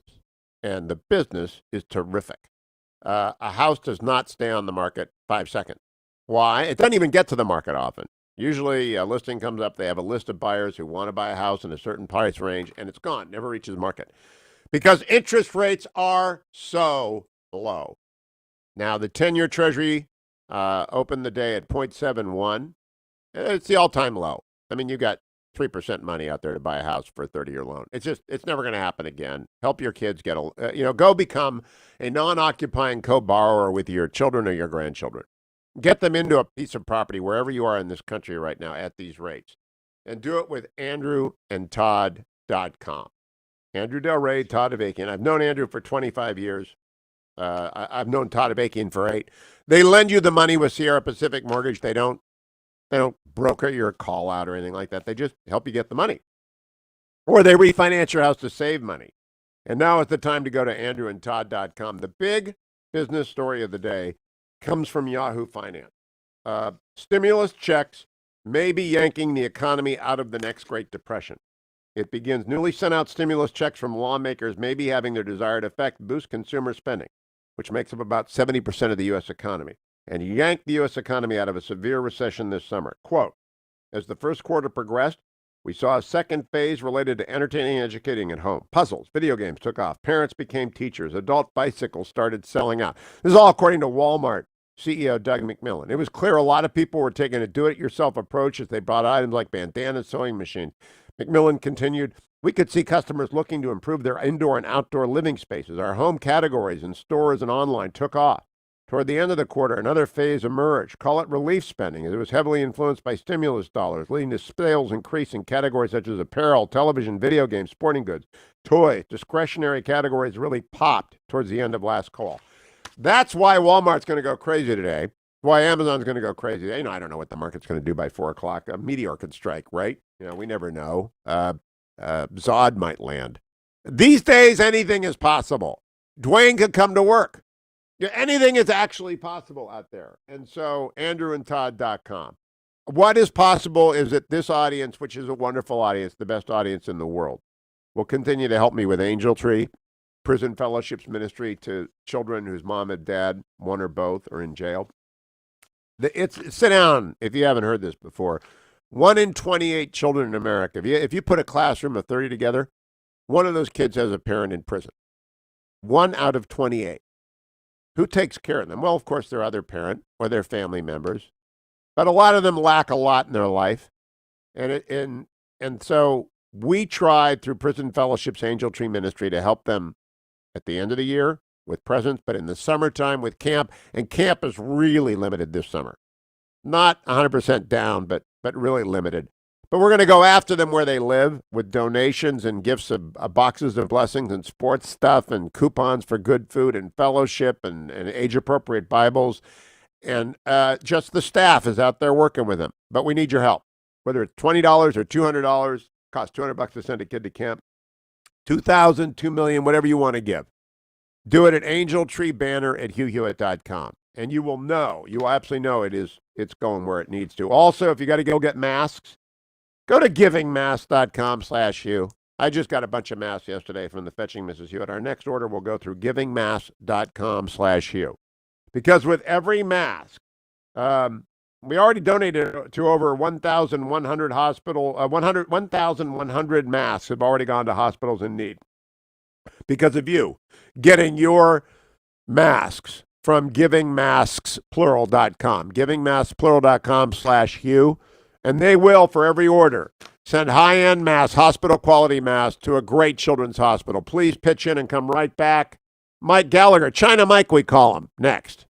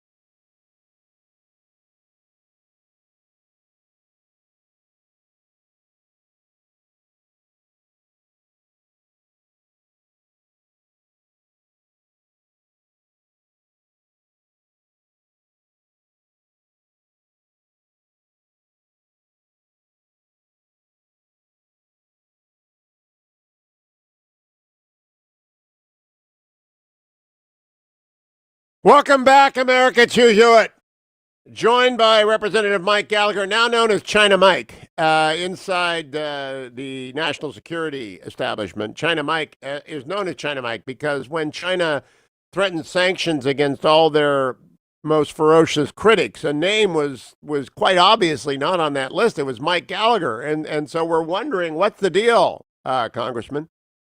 Oh, Hugh, I see you've been talking to mutual friends of ours. You know this is a sore point for me. But clearly I wage ideological warfare in a far more subtle and effective manner than some of my colleagues. Just because they're calling you China Mike, I just don't. I don't know. Look, I got a much more important question, and this is serious. Did you play Risk as a kid? I did play Risk as a kid. All right, this is my new go-to question. I asked Mark Zuckerberg last hour. He played Risk. I asked Jim Lankford this hour. He played Risk. You played Risk. I'll bet you Mike Lee played Risk. I think it may be a defining characteristic of the kind of people who have ambition. Is that a good? And there's nothing wrong with ambition. Ambition is a very good thing, as Joseph Epstein said.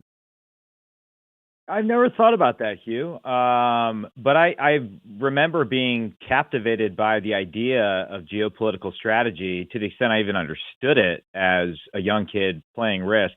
I was not, however, into any sort of video games as a child, which have even ones that would have similar sort of ambitious and strategic dimensions. But I'd never thought about that. I'd be interested if there's a correlation or if anyone's done a strategy of people that are ambitious that played Risk as children. Well, see if this analogy makes sense. I caught Mark Zuckerberg by surprise, I think, when I suggested it. I found out that he played Risk, and I suggested they opened up Facebook shops yesterday, that this was like Europe attacking North America in Risk. Because North America is Amazon, Europe is Facebook, and Google is Asia on the Risk board. What do you think of my analogy? That is very, very creative, Hugh. All I know is that you never want to get pigeonholed or find yourself in the box canyon of solely defending Australia as your last refuge on the Risk board. Well, Twitter is Australia. As far as I'm concerned, you can never get to Australia. You can't dent Australia, but you don't want to be in Australia. So that's Twitter is Australia. So I leave it to other people to come along. But I do think what he did yesterday was to take on Amazon, and it's big. But I also just asked Lankford, and I've asked Attorney General Barr and others, I think we need a big tech truce right now. I think that the Department of Justice, the FTC, our friend Josh Hawley, they all have to lay off tech while tech cooperates to track down and kill the virus. What do you think? Well, I've been thinking a lot about this, and this is something we tackled in our Cyberspace Solarium Commission report. How do we really build a bridge between defense in particular and tech? And we've obviously seen a huge cultural divide in recent years that I think redounds only to the advantage of our enemies. And so I do agree in general that we have to find a way to bridge that cultural divide. It's one reason why we support the establishment of a social media threat analysis center at ODNI, which would allow. Oh, that's it. Stop. Explain that. That's interesting. What is ODNI? Again, you're lapsing into Marine Corps talk here. Tell people. Yeah, acronyms. I apologize. The Office of Director of National Intelligence, which has the statutory mission of coordinating the activity of the intelligence community. And so we think it would be a good idea to have entities within ODNI and other parts of the intelligence community, and particularly within the Department of Homeland Security's Center for Infrastructure and Cybersecurity, which has the primary responsibility of interfacing with the private sector, to build dedicated cells of people that have that mission of doing ongoing outreach to the private sector and really change the paradigm where the federal government gets in the habit of being willing to share information to private sector actors in general and social media actors in particular, because we can't go down the route of the Chinese Communist Party and simply dictate what these companies do. We don't want to go down that route. We have to appeal to their better instincts, their patriotic impulses. And so there's a variety of ways we can do that. But at the end of the day, it's my belief that as we, it's easy to bash the heads of social media companies. They're a convenient villain. But at the end of the day, it's incumbent upon all of us as individual citizens to develop basic digital literacy So we understand what we're reading on these platforms. We understand how disinformation works. And if you don't like the way these platforms work, you always have the right to not use those platforms. No one's forcing you to use them. Now, what's interesting, and I don't have any dog in this fight. I'm invested in Amazon, but I have no money in Facebook or Google. I always view national security as being the key driver here, and Google's the bad guy. They're selling their tools of social control to China. Facebook, whether they ever attempted to or not, is outlawed in China, and Zuckerberg has a pretty robust commitment to First Amendment values, although I don't like his oversight board. He's kind of a good guy in between his Bezos who just sells stuff and makes money. But I think I'm not worried about content moderation. I'm a libertarian. I'm worried about content suppression. But I do worry about the national security stuff. We got to get the Chinese disinformation off of platforms, whether it's Twitter, Facebook, WhatsApp, Instagram. They are waging an OI that is vast. Well, one idea we debate in this report is the notion of reforming online advertising. So at a minimum, political ads on these platforms are treated like TV and radio ads, i.e. they're not purchased by foreigners. And so that's one small thing we might be able to do to get at that problem. More broadly, I apologize, I haven't yet listened to your interview with Zuckerberg, but it does seem like he underwent a transformation in the last 6 years. If you remember, he took a trip to China in, I believe, 2014, where he met with Xi and others and had a very sort of accommodationist tone. It does seem like he's had a different course that he's charted since then. And of course, you mentioned Google. Perhaps the most troubling story we saw in the last 3 years was the fact that Google, as you rightly point out, was willing to do business with the Chinese Communist Party while its employees objected to doing business with the Pentagon in the form of Project Maven. Now, we've made some progress on bridging that divide, but it's still not where we need it to be. And for a company whose ethos is do no evil, I believe is the phrase. It's messed up. It's messed up. That's just a totally incoherent governance theory. Zuckerberg is imposing a theory of governance, although their oversight board is a swing and a miss. It's a new Coke moment. I mean, have you read about that board yet? I have not read about the oversight board. I assume this is a board that would be making decisions about what content is and isn't allowed. That's correct. It's an appeals board. It's got 20 members, only 5 of whom are Americans, only one of whom is an originalist, Mike McConnell. One of whom is from Cato. I've never heard of the guy. He must be a very fine guy, but I've just never heard of him. One of whom is a Columbia law professor who's written in Harvard Law Review in a way about rights, which is simply a repudiation of the American founding. It's just an absolute train wreck. It's a new Coke moment. I don't know how they got there, given Zuckerberg's speech at Georgetown. And what you have noted over the last 6 years is what I have noted, which is he's becoming a Madisonian on speech, and that's good. But you don't turn to the Europeans for guidance on American political content decisions, do you? No. One thing we should, however, debate, and the European model is one model that's out there for debate. I'm not endorsing it. Is this idea of a legislation standardizing requirements for the safe and appropriate handling of personal data. We have to do something, I believe, to make the modern data-driven economy safe yet flexible for all Americans, providing the regulatory certainty needed for companies to continue innovation and prosperity, but protecting individuals' right to their data. We haven't done simple things like defining personal data in statute or having a minimum common standard for the collection, retention, analysis, and third-party sharing of personal data. I'll confess it's not my area of expertise, but it's an area that we addressed in our cyber report as needing congressional action. Where do we get that cyber report? You guys do all these great reports and then you hide them. Well, I just assume you were reading everything I write, Hugh, but no, not. China Mike, no, I'm afraid of disinformation. Yeah, it's on ccp.gov. No, I'm joking. No, solarium.gov. It's available free for download for everybody. Solarium.gov.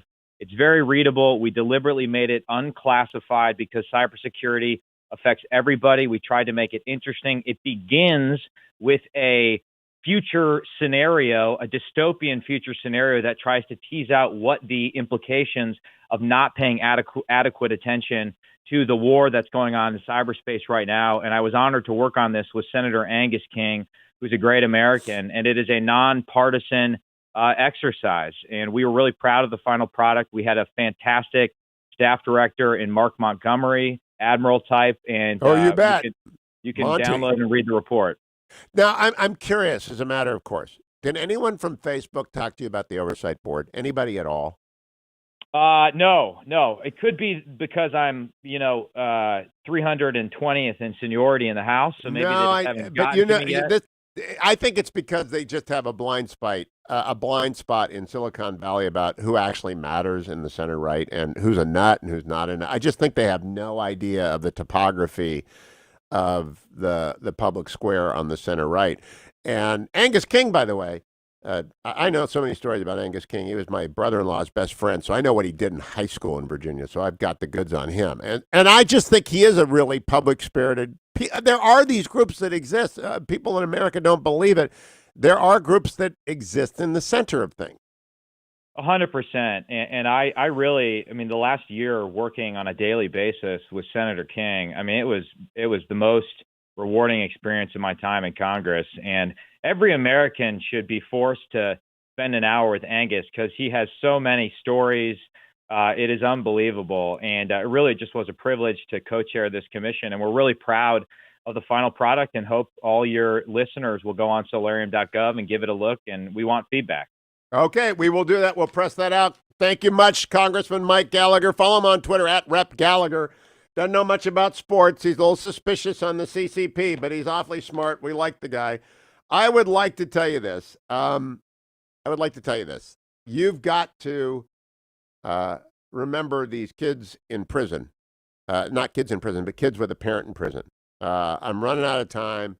I'm running out of space on today's show. It's so full of different things. I just want to remind you about Angel Tree. 1 in 28 kids in America have a mom or dad in jail, and they need our help, and Prison Fellowship delivers it. And you, whether it's $2, $20, $200, $2,000, whatever you can give, please give at the banner at hughhewitt.com. Let me also remind you, relieffactor.com. I'm going to be zipping out today to deliver relieffactor.com to friends and family who are emerging as America unlocks down. We now have 49 out of 50 states in some mode of opening up. And that means more people on the streets, more people walking, more people running, and that means more need for relieffactor.com. I carry in curcumin, resveratrol, and omega, natural supplements, 4 of them. I'm emerging from my pizza, bagel, peanut butter pretzel, and chocolate diet, plus vitamins and Relief Factor. That's what I did for 8 weeks. The Fetching Mrs. Hewitt was stranded on the West Coast, and I was on the East Coast. And order has been returned to my life. I had chicken last night. I didn't know what chicken was. But I tell you what, the pizza, bagel, peanut butter, pretzel, chocolate, vitamin, relieffactor.com diet is very, very healthy if you combine it with 6 to 10 miles of walking or running every day. And it's the Relief Factor that lets you do that. And you need to be a part of that. The warden is back. I'm in lockdown. I have to actually start eating green things again, and I don't much care for them. But she's back, and you should be back to relieffactor.com. Don't go anywhere.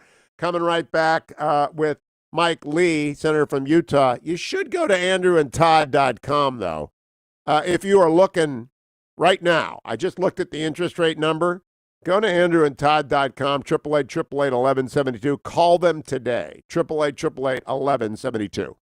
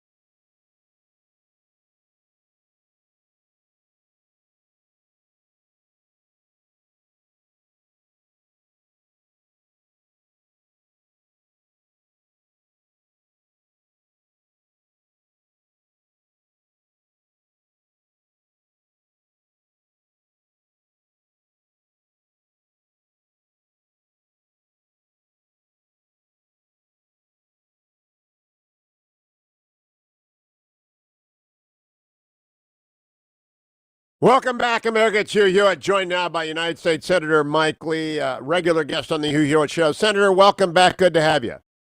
Thank you very much. Good to be with you.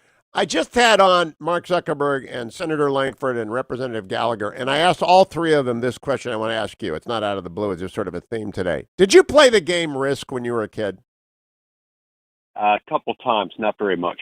All right, so it's a yes. It's a way of looking at the world. So that's a yes. I'm going to find out the real hardcore Risk players as we go through this. Senator Lee, you did clerk for Justice Alito, correct? And so I want to ask you. I want to ask you about General Flynn. And just this is not a Senate issue. This is just Hugh Hewitt, D.C. Circuit Clerk, and Mike Lee, Senator on Judiciary Committee, and Alito Clerk. I am outraged by Judge Sullivan. I don't think anyone in America ought not to be outraged. What does Mike Lee think?